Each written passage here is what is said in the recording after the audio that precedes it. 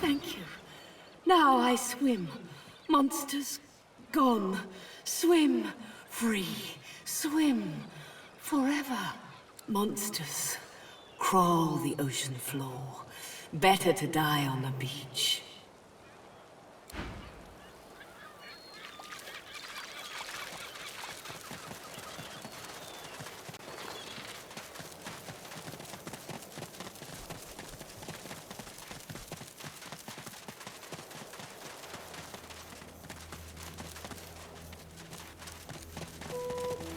The bull flips its ghostly tail at a non-existent fly.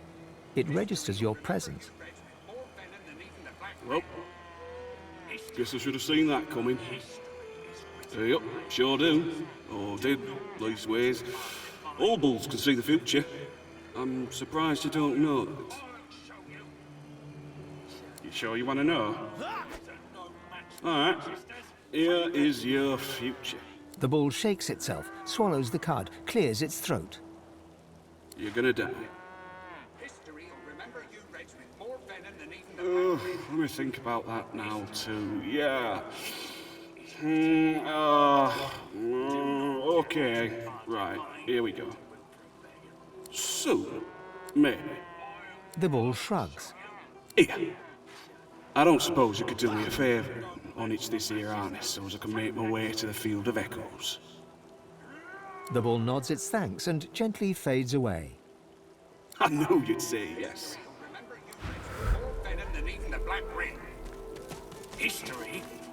History is written by victors. Do not doubt, our divine order will prevail. I'll show you. The spirits of a magister and a dwarf are locked in ethereal combat. Their vicious blows make no impact, yet they struggle on. Mid-snarl, the dwarf spies your presence and staggers back to address you. Sorcerer! You must hate the Reds as much as I do, eh? Rightly so. Reds had sorcerers locked up tight in that caravan, and you know where they were sending them. You look like you've been there yourself. The magister lunges for the dwarf, his exasperation clear. Anna, you saw it with your own eyes. You know Sorcerer's Law, Voidwoken, and you know we'd all still be alive if you hadn't attacked our caravan.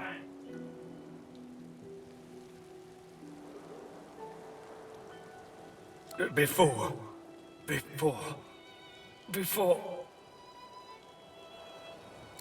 it all, Voidwoken stole the sorcerers along the cliffs, headed for Seven knows where.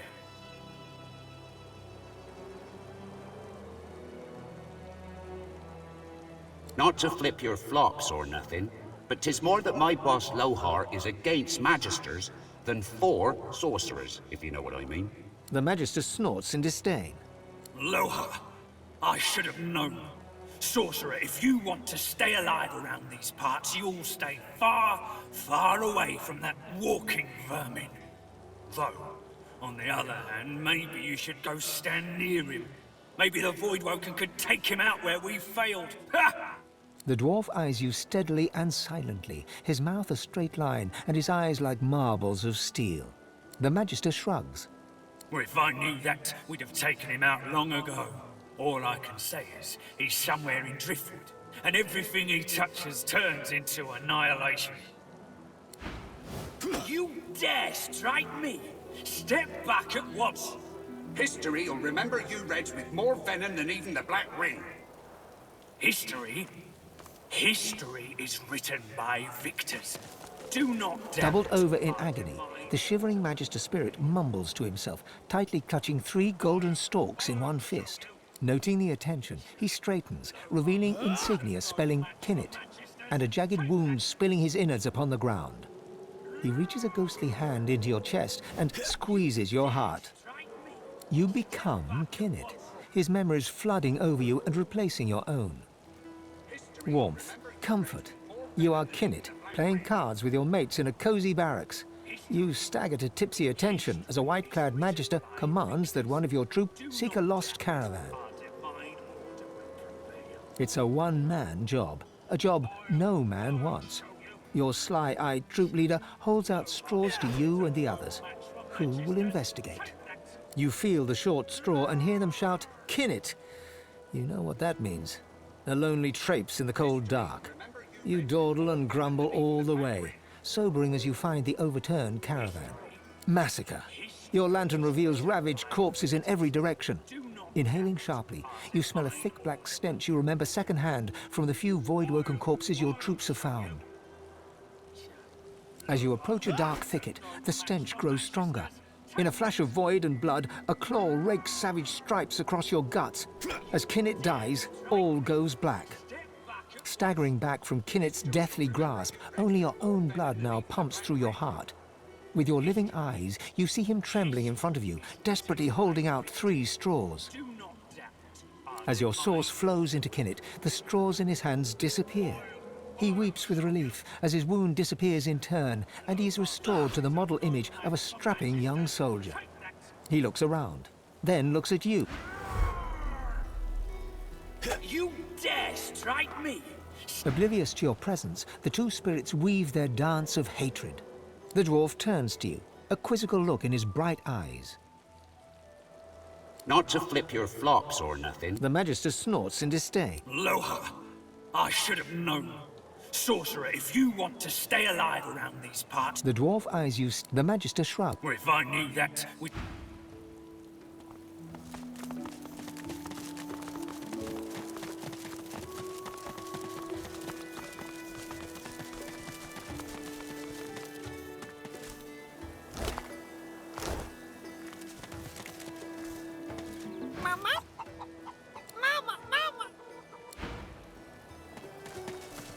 Monster, monster!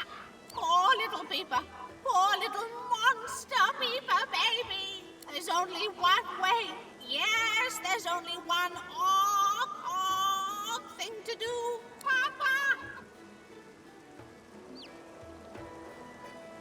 Yes, yes, yes! He wanders. He roosts. But he is special. He can help Peeper. Can keep him safe. Then you'd better be the best mama you can be. Care for Peeper and stroke him and bring him straight to his papa. What? Papa? No! Peeper's still just a baby, and Papa can help.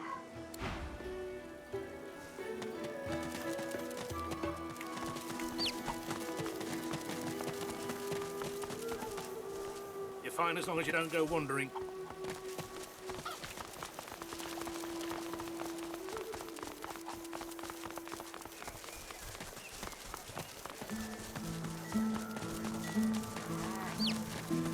The dog lies there quietly, clearly in great pain.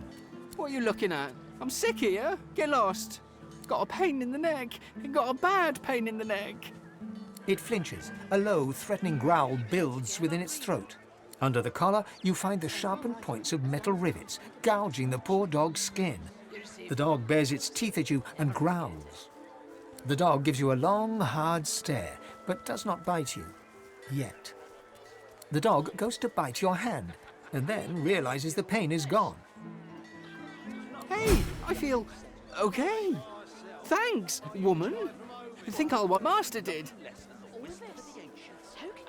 Huh? Wait a minute. Master hurted me? Excuse me a minute. I'm gonna go now, but first I have a thing I need to do. He turns to his master. You bad man, you! People don't want to leave Penny town. for a grieving beggar whose dog ran away. God damn it. That was my livelihood. Penny for a grieving beggar? I reckon I'm owed it here. You wouldn't do that, would you? Oh, yes. You would do that, wouldn't you? I couldn't prevail upon you to change your mind, could I? You could be a dwarf, for starters.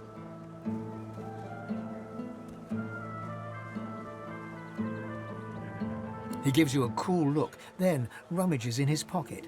He counts the money out and hands it over. That's your lot. Go on then. Get lost, you freeloader. I'm working here. Woke up this morning in a sweat. Latest news! Fresh from the War Owl! Many a latest, my friend. The war, the bishop, the queen. What tickles your fancy? Ain't looking too good for them lizards. Word is, the Divine Order's gonna hit the ancient empire and hit it hard. You remember what happened to the elves, don't ya? Ain't no one left standing when you treat them to death fog. 7 savers. Stabbed in the back he was by them vile, low-born, treacherous seekers. Kill 'em all, I say. Do 'em like Magister Raymond did old Lady Seaver. That'll teach them traitors. I mean, they doomed us all, didn't they? The son of the Divine is dead. Gone. Who'll save us now? Jolly Justinia, Queen of the Dwarves. Ha! Scourge, more like. Here's 20 or so noble gentlemen. No one knows what they did wrong, if anything, and she has them stripped and whipped all the way to the execution grounds. Didn't even give them the dignity of the sword. No, ma'am. Had them all hung. Real slow-like. You ask me, and I say she's mad as a mink with its tail on fire. Queen or no queen.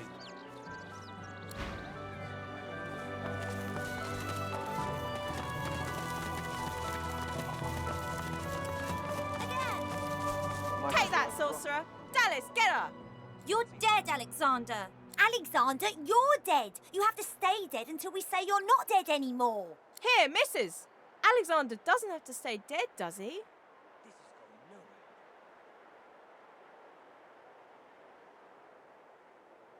See? Told ya. But don't worry, I'll revenge your death. Take that, sorcerer. You won't put a sauce collar on me, Dallas. I'm a big, bad, evil sorcerer, and I'll kill you dead. I hate this game.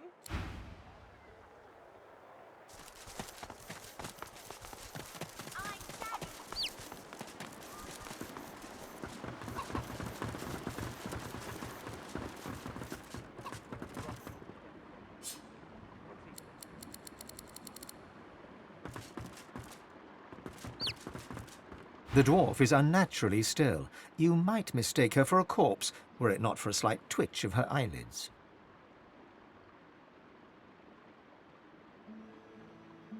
She calmly opens her left eye, then her right. What do you want?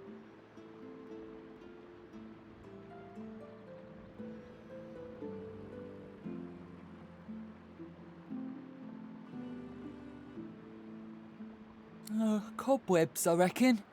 Maybe some spiders and silverfish, rats. Nothing you want. Unless you collect cobwebs, I guess.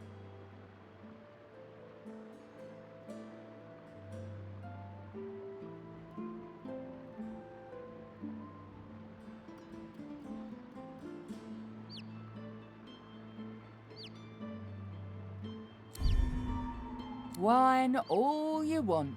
I'm staying and you're leaving, and that's that. Before you can ask more, the dwarf holds up her hands and closes her eyes. She's done talking.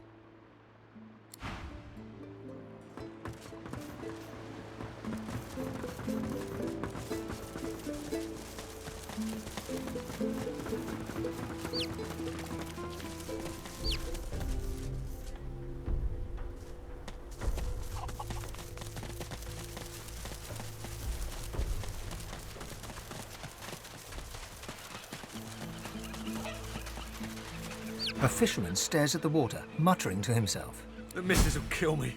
She'll tear me a new mouth halfway down my neck. Fish will bite, all right. Not that you'd eat one. I've got a worse problem than that. Way, way worse. I've gone and dropped my wedding ring in the water. I was casting a line and I cast my bloody wedding ring instead. Guess my fingers aren't as fat as they used to be. He contrives to give you a sad look. The wife's got a sentimental attachment to that ring. Her mum took it off her dad's drowned body, here, on this very beach.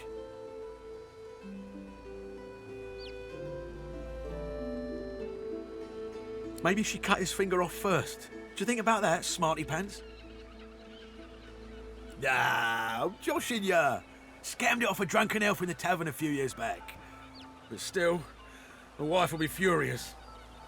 I could do that, I could.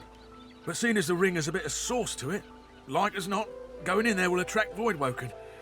All things equal, between just a hint, nothing that concern a Magister, made me feel that little bit more confident in myself.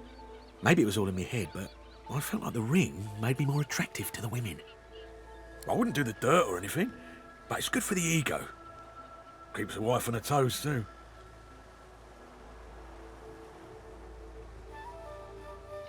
He squints, first at you, then at the water. You some kind of expert on Voidwoken?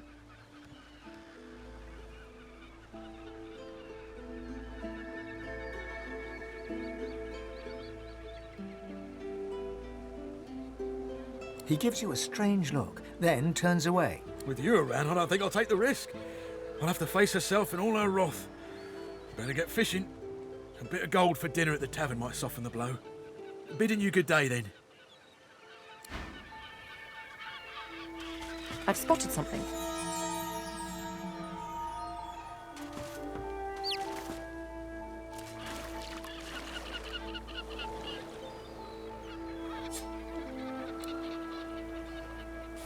Voidwoken, to arms!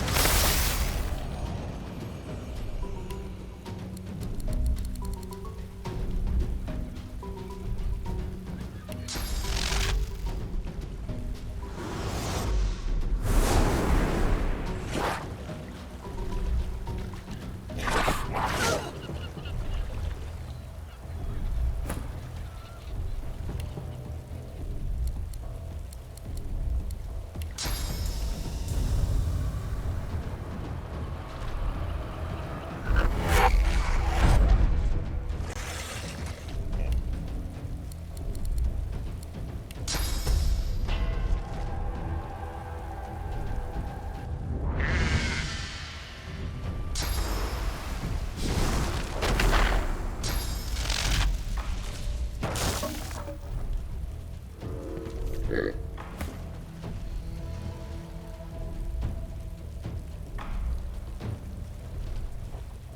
the dark with you.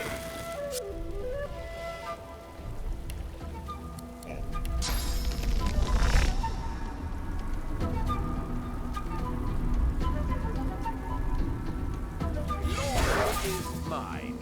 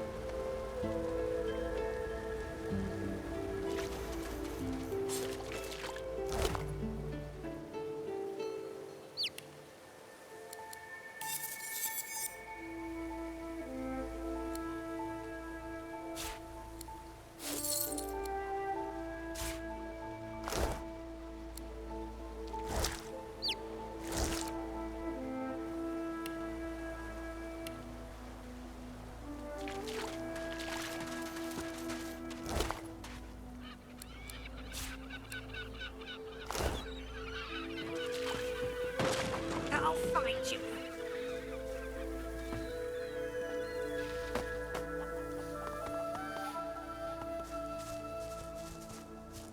A horrified fisherman stares at the water, muttering to himself. That was terrifying. I need to get myself a new line of work. Something as far away from the water as I can go. Goat herd, high on a mountain. Spice trader in the deserts. Anything but this. If the missus will go for it, of course. She likes the beach. You found it! How wonderful! The wife will be thrilled. Or she would if she ever found out about this, which of course she won't. But I can't thank you enough. He slips the ring onto his finger, where it dangles loose. I feel better already. Need to fatten myself up again so I don't lose it a second time. Can't be relying on the kindness of strangers to dig me out. The very best to you. I wish you well. With a new confidence in his stance, he turns back to his fishing.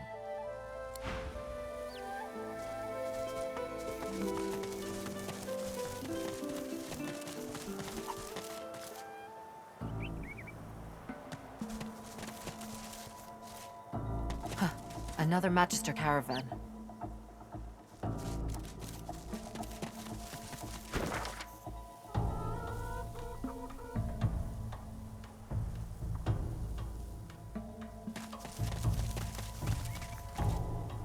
There's a dark aura here. I have a bad feeling about this.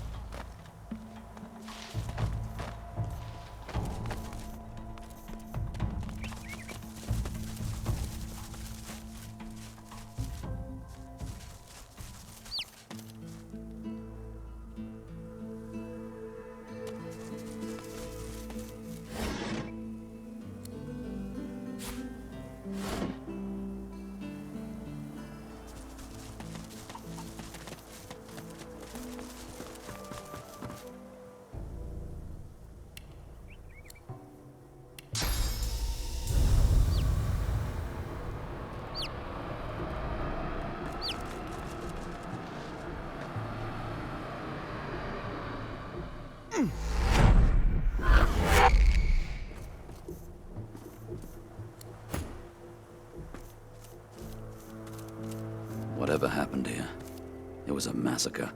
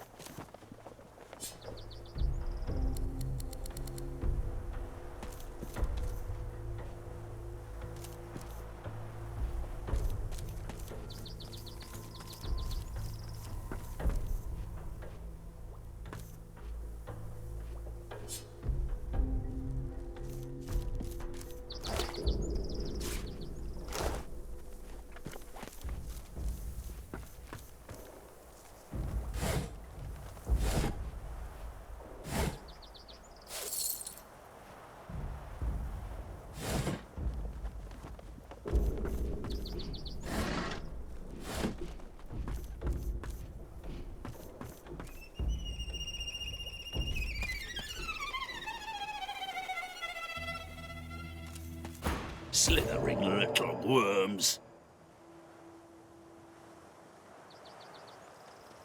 Careful now. It's a trap. The eyes of the dwarves look strange, but you can't quite make them out from this distance. Indeed, the dwarves' whole faces are strange. They seem tense, contorted, and barely aware you're there. But there's no doubt that the voice is addressing you. Come no further! There, on the...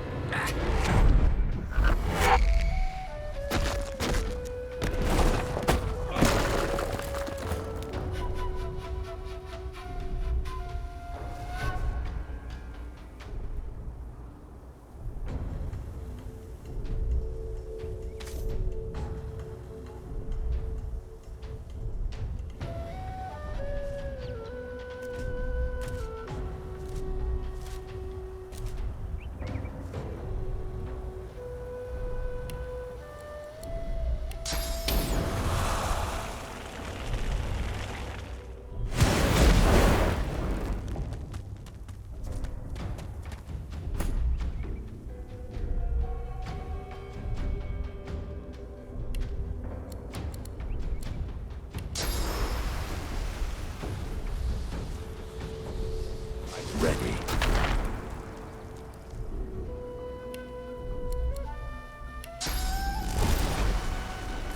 I'm ready.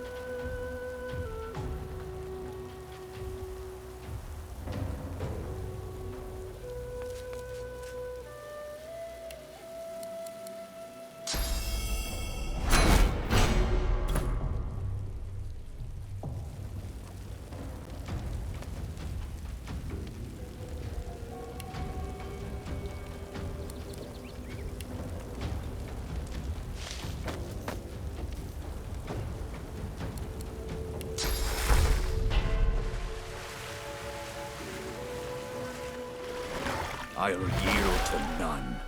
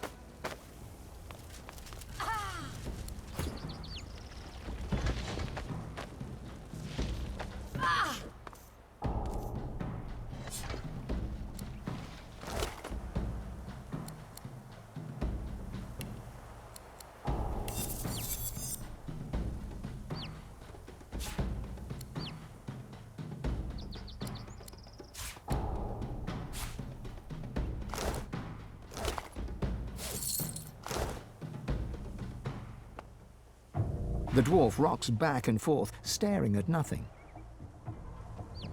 That can't have been real.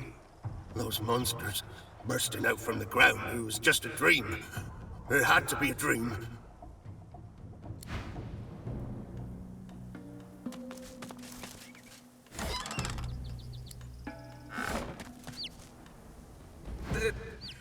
There was something in the ground. Back in the cave, they... The dwarf bangs his palm against his head. Damn it! I can't think. I can't remember.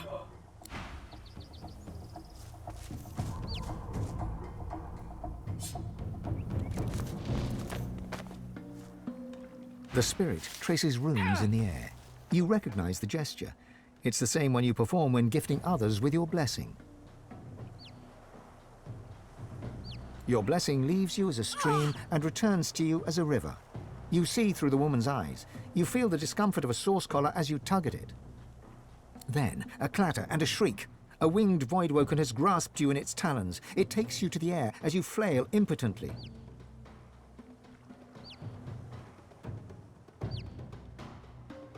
The voidwoken tightens its grip until you feel blood seeping from your punctured flesh.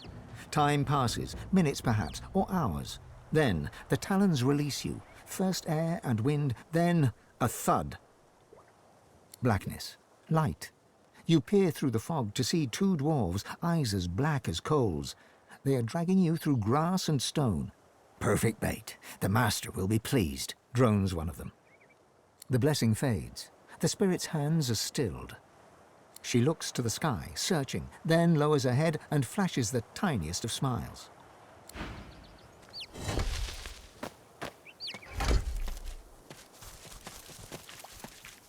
Sorcerers. They brought in sorcerers? I can't remember. I can't remember why. I can't remember. No, this ain't right. I was on duty in the cave. I was on patrol and I was alive. This ain't right. None of this is right.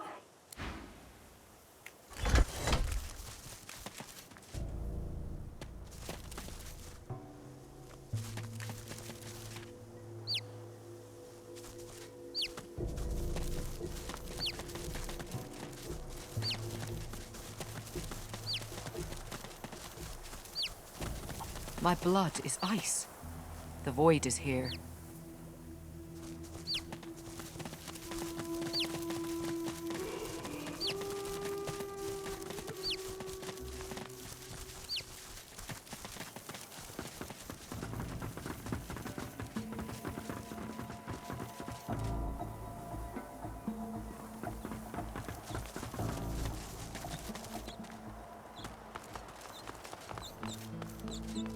Here lies Patrick, prophet.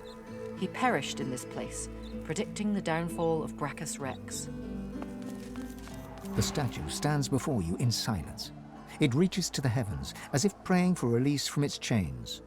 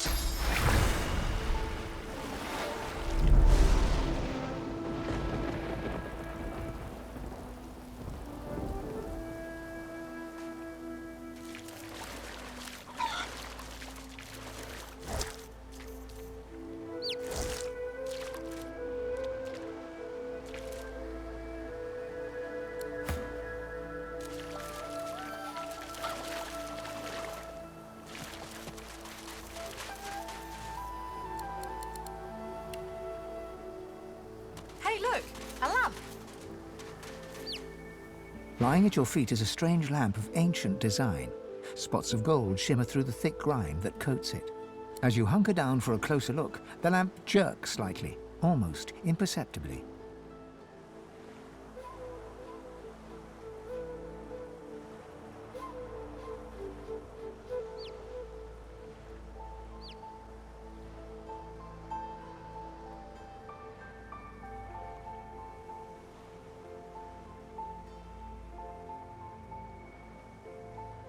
The lamp feels strangely hot to your touch. As you wipe away the years of dirt and grime, it trembles in your hand. Heavy smoke spills out of the spout of the lamp, falling to your feet, where it flows away from you. The vapor... Who summons... What? One of you? His face twists into a sneer and he flexes his claws. What's wrong, Godwoken? Did the Seven turn you down too? Or are you here seeking even more power? I should strike you down where you stand, God-taint.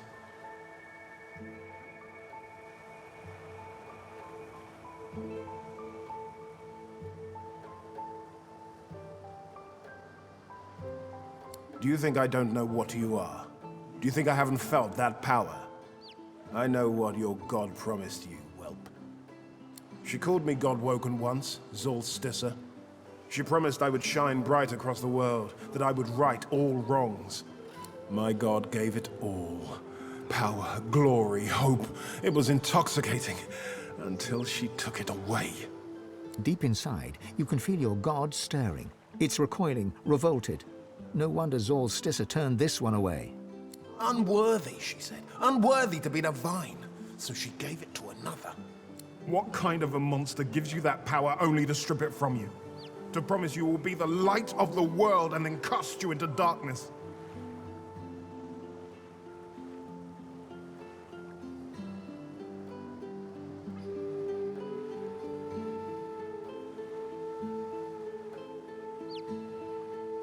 There's nothing mysterious about them.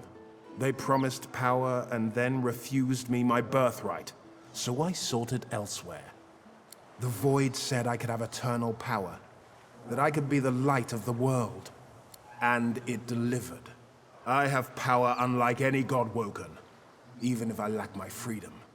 It laughed as I was sealed away in that lamp. Be the light of the world, Godwoken, it said. Even so, it was more honest than your hellish Seven.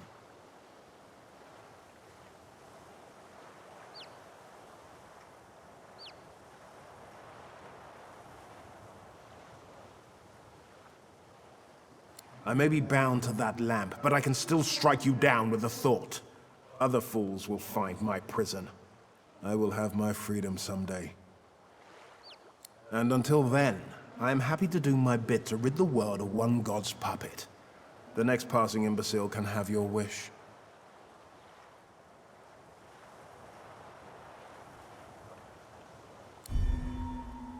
Yes, and wolves are just misunderstood puppies. Sharks are overly affectionate fish, and the Gorgon is simply having a bad hair day. The gods robbed me of my Godwoken birthright. The least I can do is rob them of their hope.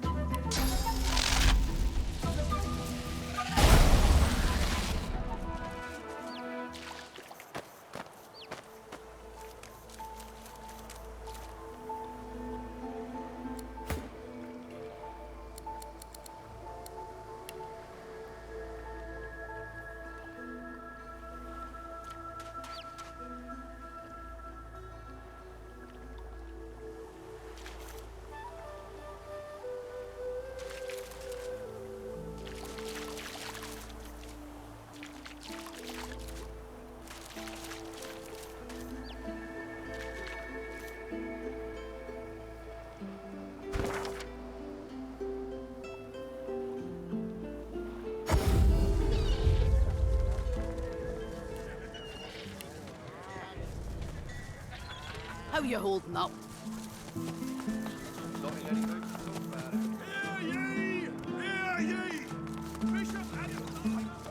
Magister's dropping left and right. Can't say I'm shedding any tears. Where is it?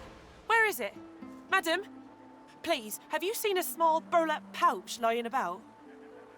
She looks up at you in surprise. Her great greenish-gold eyes sparkle, and she rubs a palm over her smooth head, seemingly confused.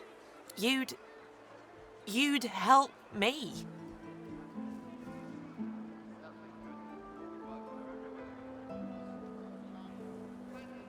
Tears star her eyelashes, and she begins to weep. She takes your hand. I know. What a crybaby I am. It's just, you're so kind. It's been a difficult day. The pouch. I really must find it back, or my master will flay me alive. It had quite a sum inside it.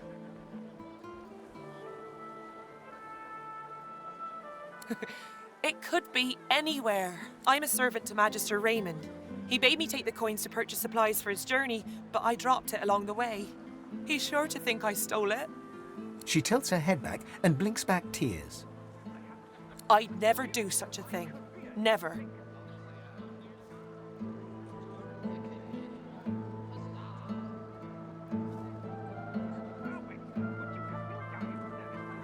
She reaches out as though to shake your hand, but stumbles, falling a little into your arms. She laughs, embarrassed, and quickly rights herself.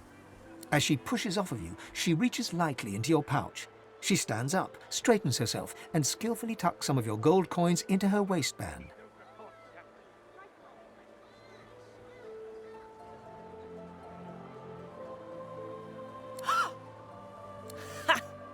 Lucian's legs.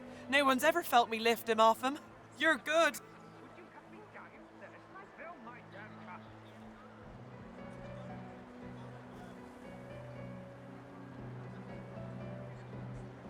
Hey now, don't sting me where it's tender. I'm liable to keep that gold of yours if you're mean to me.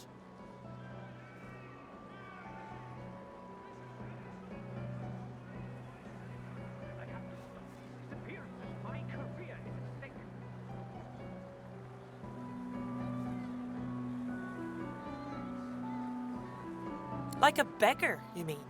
Yeah, and then you'd walk by with a tut-tut. But people like a good story, don't they? You really want to know? The Magisters took the love of my life down to Fort Joy. Did you hear they're turning sorcerers into those freaks? I don't know if it's true, but I'm not going to wait to find out. I'll die before I'll let them do that to Butter. So I need money. For a boat, for a crew, enough to bribe someone into letting her go. I'll find a way.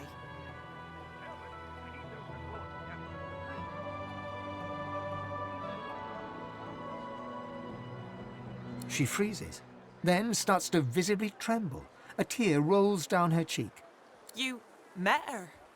Really? How was she? Was she healthy? What'd she say? That's my lass. Always knows how to stay on top of a situation. Always knows how to survive. You seem like a good sort.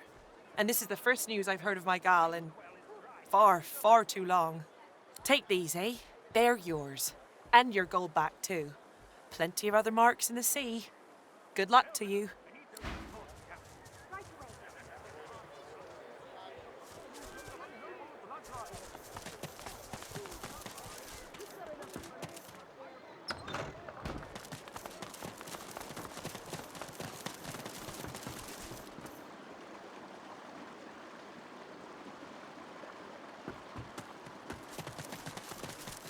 Occupied! Oh, unholy hells! How about a little, damn privacy? That's what I get. Bloody tainted stew. Made us a little, fish into some of my stew.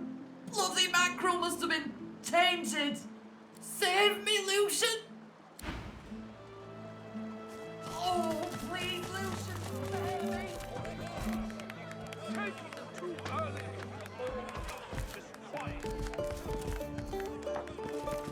She nods an uninterested greeting. Here for the fight? This is a tavern. People are drinking. Eventually there'll be a fight. You planning on starting one? Well, I look forward to beating the shite out of you then. Bye now. Till later.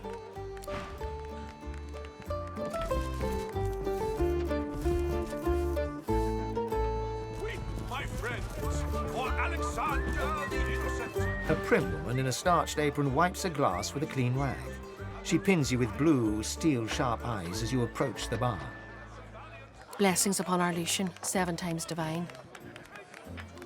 The soft lines of her face fold into a warm smile. She sets the glass on the counter and pours you a generous portion of an amber liquor. I see your mother raised you very well indeed. You and my Niles would get along. Nice to see an unfamiliar face. What brings you to Driftwood, darling? Yes, that's my boy. Did you know him? Finest physician in all of Reaper's Coast. Top of his class. My, but it's been too long since I've seen him.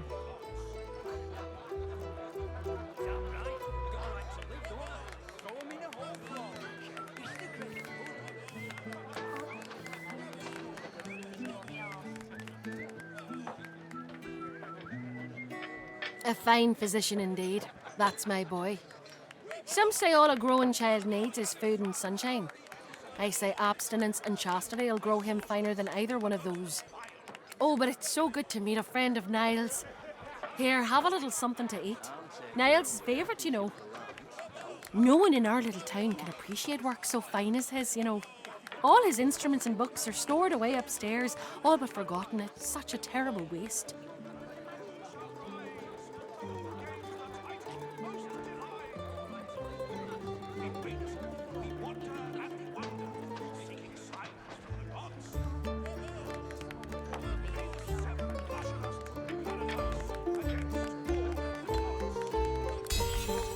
Well, I'd love to show you, but I'm afraid I can't leave the bar unattended.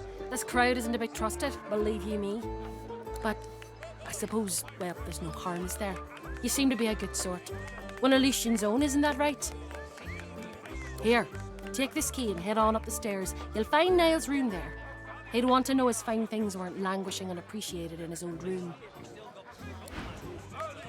All hope destroyed. I'm sure they won't. Take the wheel, Captain. Take the wheel. Stick to your own kind is my advice. Yeah? What do you want? Huh. I want another beer and a bowl of stew. Which of us is more likely to get what they want, do you think?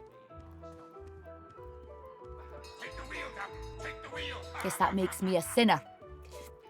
Perhaps you can help us settle an argument. The bell still rings. Do you hear it? Do you hear it? Thatcher here is one of my dearest friends, but she isn't the brightest. Thatcher grins hello. Our mate Boris got posted to Fort Joy for consorting with lizards, and Thatcher here still fancies a turn around the park with Loverick's lizard. I say she'd be sleeping with the enemy. What say you? They look at you expectantly. You got that right, Hilka. You got that right. And I'm saying you can trust me. I can see a sorcerer from a mile away. Take the wheel. And you can't be too careful, you know? If they can get Alexander, they can get any of us. You're right about that. Right as rain. Report. Can't you hear the bells are ringing?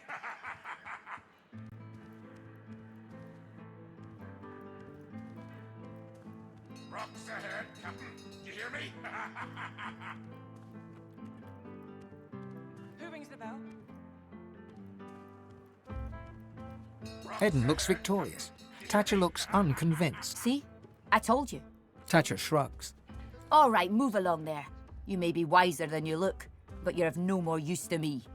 She turns back to her drink. Experience of a lifetime, is it? It's disgusting, that's what it is. With a dip of her head, she indicates that you should talk to her companion. Then she turns back to her drink.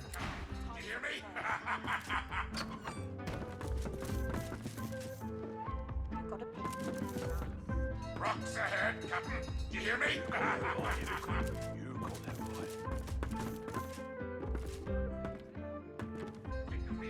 Weathered and rugged, the man sleeps soundly. He mumbles in his slumber. There's bad things in the caves. Bad dwarf things. Startled, he opens his eyes, but he's staring into the distance. He's still asleep. Blood and oil do mix, after all.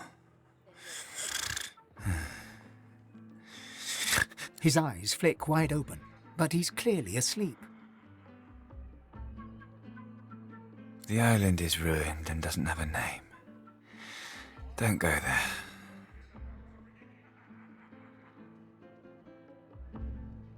His eyes open, but he doesn't see you.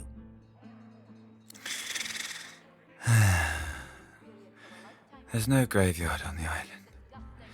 Stay away from the graveyard. His eyes flicker open, but he looks like he's still asleep. Sawdust and wolves, Mother. Sawdust and wolves. His eyes open, but he doesn't see you. Arcs for Lucian's Day sounds nice, Mother.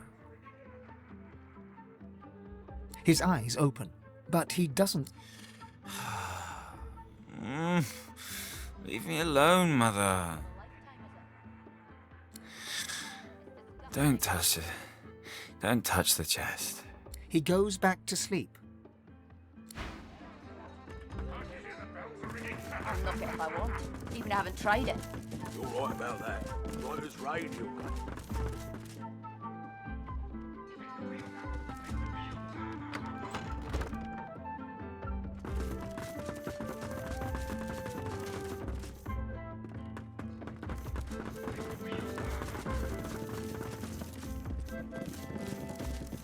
I am Baron Levere. I am Baron Levere, not he. Not he. I am Baron Levere. An imposter is he. That man over there, a lone wolf in my own sheep's clothing. Bejeweled is he with a false name. Draped is his back with a false mantle. Bedecked are his cheeks with a false beard. Murderer, thief, imposter. I am Baron Levere. A rival's revenge? Another merchant's madness? Oh, the fever of gold is reason's bane. But it matters no longer what drove them to daggers. It matters who drove them into my flesh. You who hears the laments of the dead, avenge me. Kill the false baron. Give me back my name. Please, avenge me. You really don't have to look that far.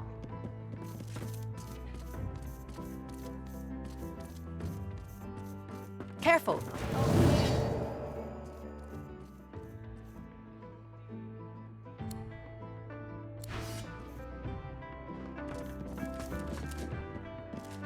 As you approach the silken-robed noble, Ifan does a double-take and laughs in recognition. I know this man, and he's not at all what he seems. A moment. Ifan bounds forward and embraces the man, all effusive greetings. As they part, talking animatedly, the man's beard slips sideways down his face. He's wearing a disguise. Ifan laughs as he straightens the beard. They chatter away for some time, using a guttural cant you struggle to understand. At one point, the man says something and looks over at you intently. Ifan waves his hand and laughs. The man hunkers down and seems to be sketching a rough map on the floor, using an apple, some playing cards, and a fistful of threads pulled up from the carpet. Ifan claps the man on the back and turns to leave.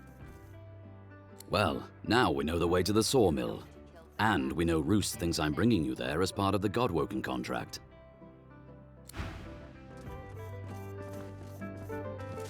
Here now, when one's in a small town, one must expect small town manners, I see. Have you a reason for barging into my room, madam?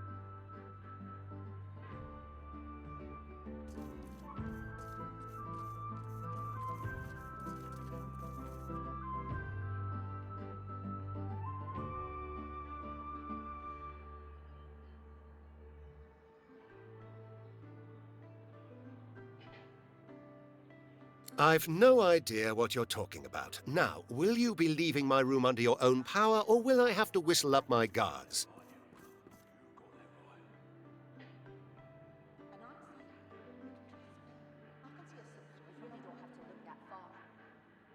Ah, so it's dear Prudence who's responsible for our confusion. Odd, she's usually as strict as a taxman. Still, no harm done, I suppose. I may as well introduce myself. Baron Levere, at your service.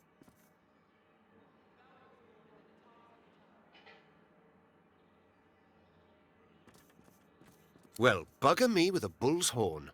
Although... Met with his spirit, you say? My, who's the little mouse that comes a-sniffing out the wolf? Could she be a godwoken?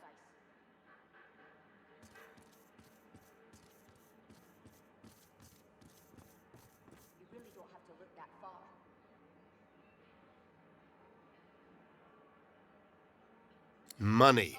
The very reason every lone wolf in the land is looking to sink its teeth into your flesh.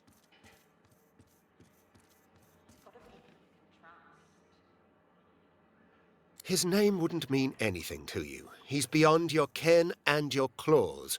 You, however, are not beyond mine. You're about to make me very, very rich, little mouse. Richer even than butchered old Baran, whose dead appearance I'm keeping alive. Speaking of keeping up appearances... You men, stand by your master! This ruffian has come to rob me!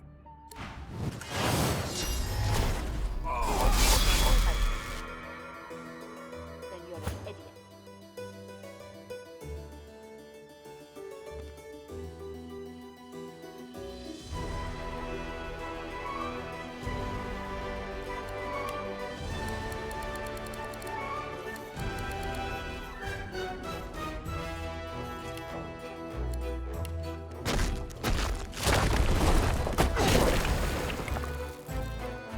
Stick to your old kind of advice.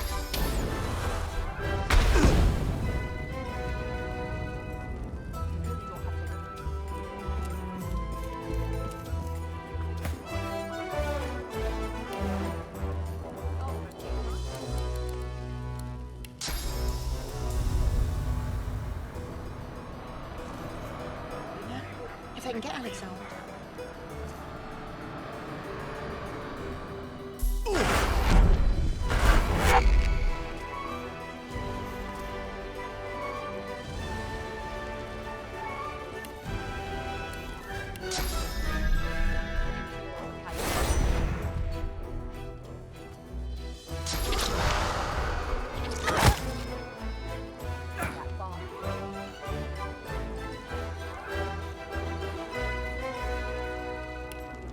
Oh, forget it.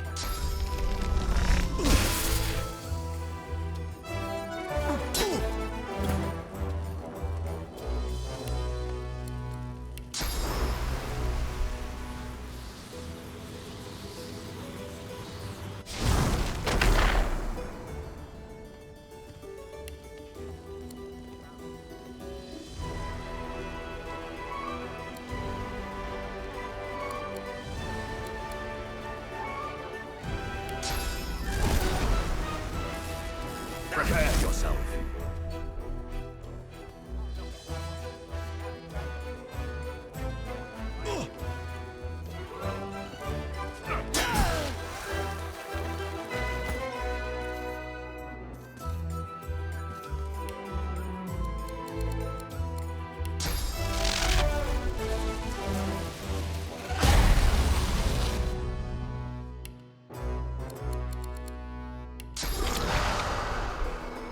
I'll yield to none.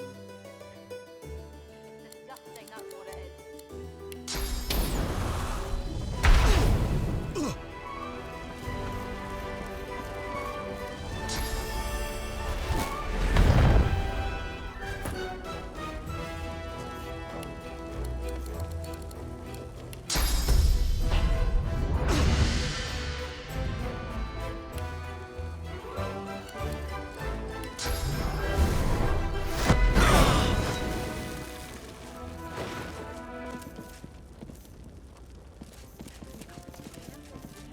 If I can get Alexander. Experience of a lifetime as ever.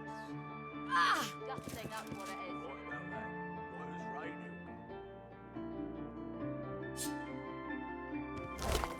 I'll knock it if I want. I haven't tried it.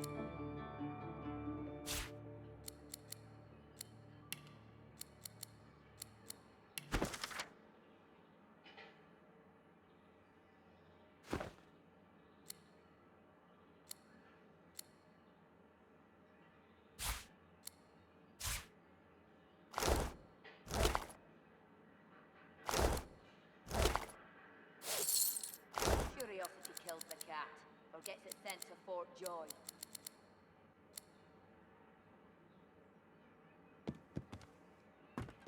The impostor is dead. My name is mine once more.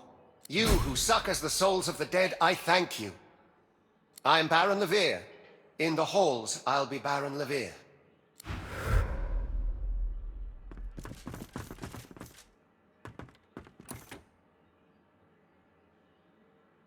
Now is not the time for a bath.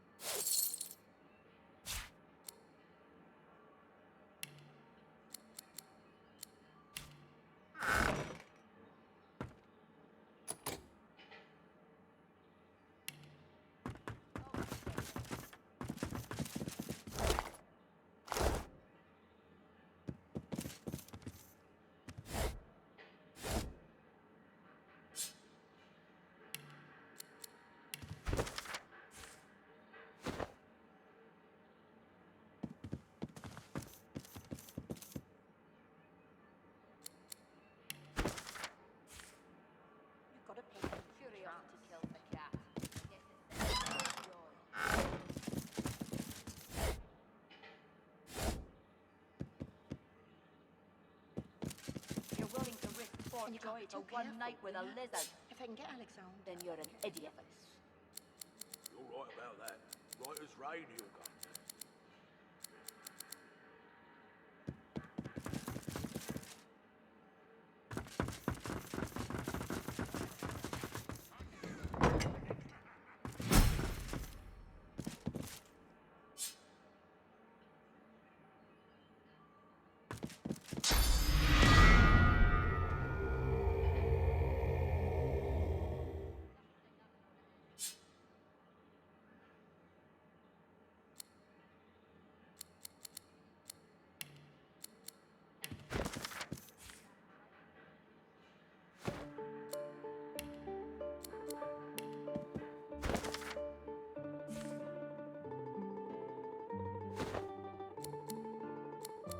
You've got to pick who you can trust.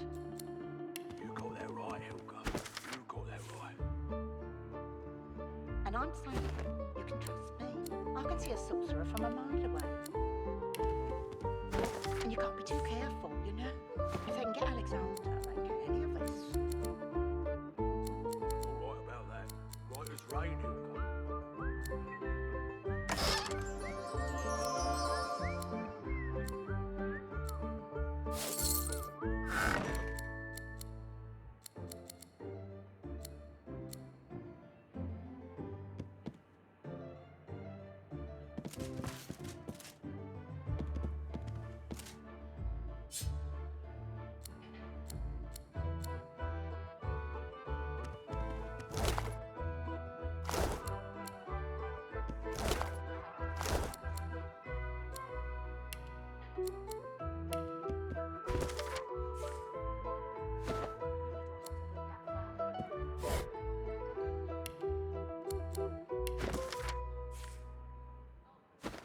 You've got to pick who you can trust.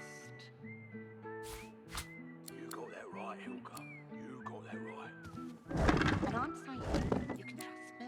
I can see a sorcerer from a mile away. And you can't be too careful, you know?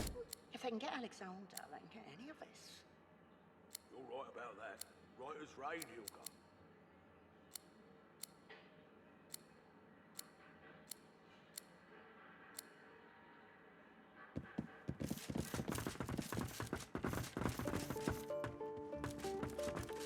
It's a shame, it is. An absolute shame. Who rings the bell? Alexander, slaughtered like a supper lamb. Poor dear. It ain't right. It ain't right. Never thought I'd say this. But I hope they round up them sorcerers for good. I ain't needing one sick and a void woken on me. You said it, Hilga. You're a true patriot.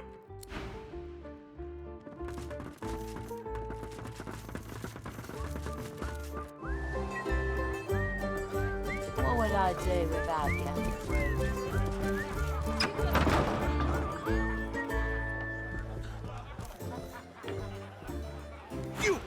interrupted my newest masterpiece! The bard clears his throat and gargles on his own saliva. He then returns to his poem, but his voice cracks mid-verse. Well, never you mind. Every sonnet I compose is a masterpiece, and my muse has been begging me to write something new. Wait! You might be just the stimulus I needed. I shall craft a rhyme for you and your race. All I ask in return is a handful of coins. It's an offer of a lifetime.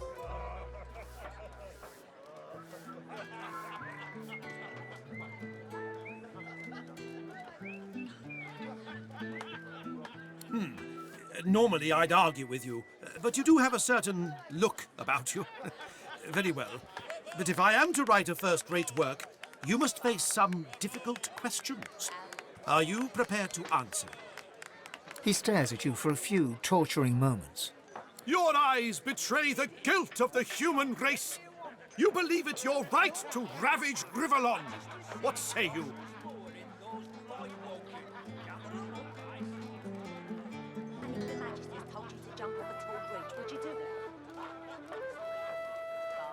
He smiles a crooked smile and runs a hand through his greasy hair. Ah, arrogance!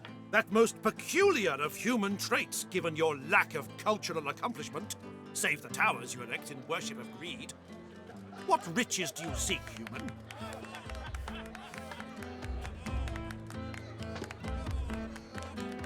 Indeed, you seem almost fearless in your conviction. But I know better. Stripped of their swords and shields, humans are as fragile as flower petals. Admit your cowardice.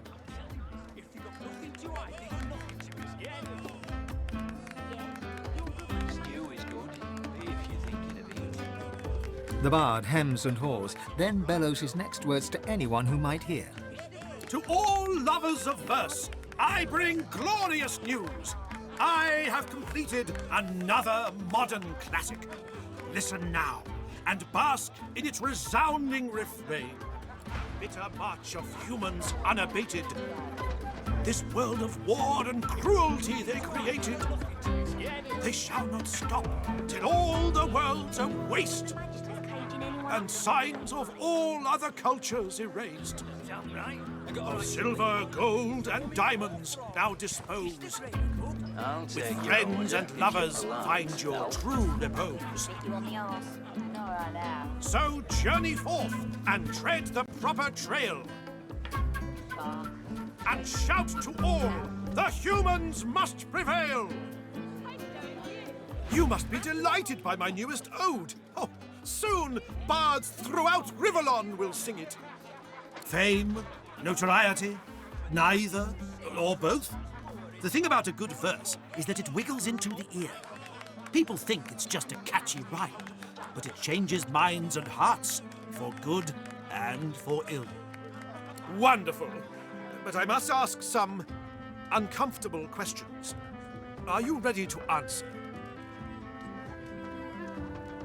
It's your call. Find me when you're ready. I wouldn't dream of going anywhere. Bitter march of humans unabated. Come on. Think.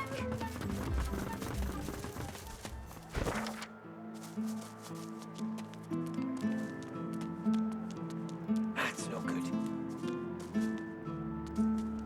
I'll saucer you, Dallas. It's off to Fort Joy you go, nasty sorcerer.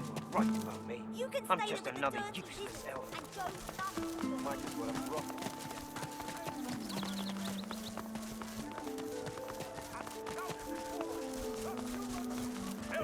I need those reports dealt. Right away. The Magister startles, realizing there's a stranger in his midst. What do you want? You can't just come in here as you please. There's Magisters missing. I'm trying to conduct a bloody investigation.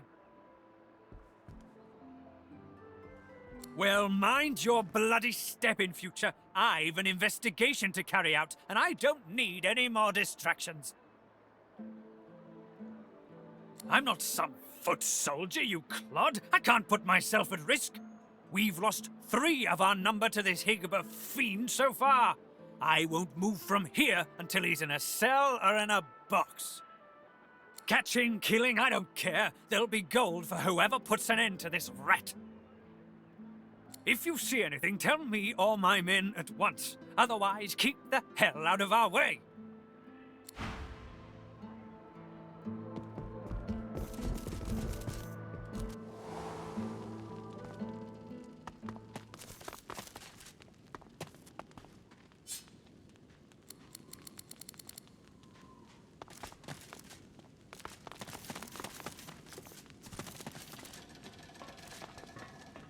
The Magister turns to you with a scowl.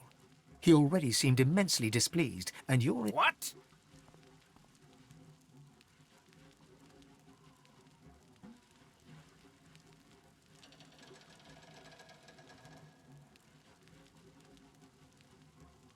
Who asked you? You're not even supposed to be down here.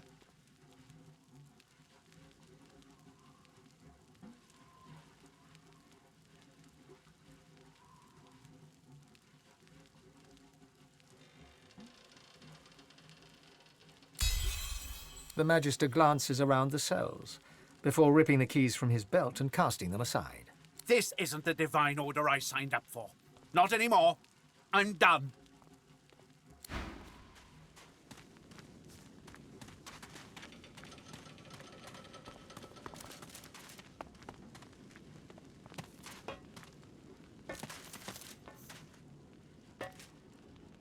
Come on, let's keep moving.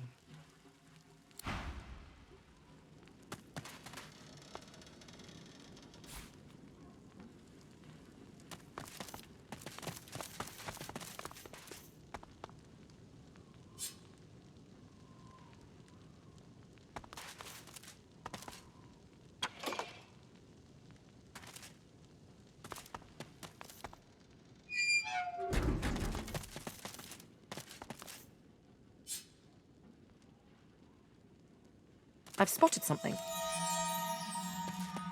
The spirit of an emaciated prisoner is staring down at his own corpse.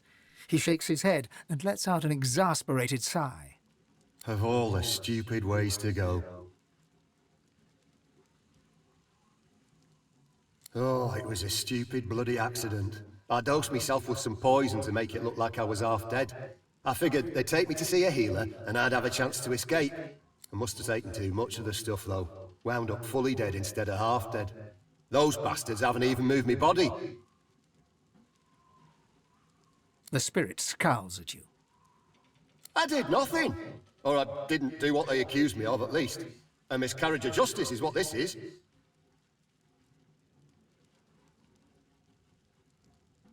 That's putting it bloody lightly. Nobody deserves to rot in a hole like this. Best leave that secret for someone who needs it. You can stroll out of here whenever you like.